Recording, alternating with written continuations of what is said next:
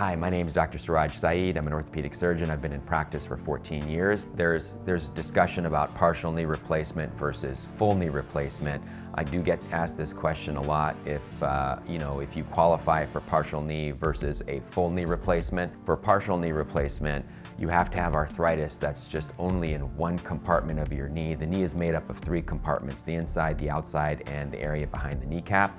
So if you have an isolated area, either inside, outside, or behind the kneecap, then we can offer you a partial knee replacement. But if you have arthritis that is involving all three areas or two areas, then you would more than likely be more successful having a full knee replacement.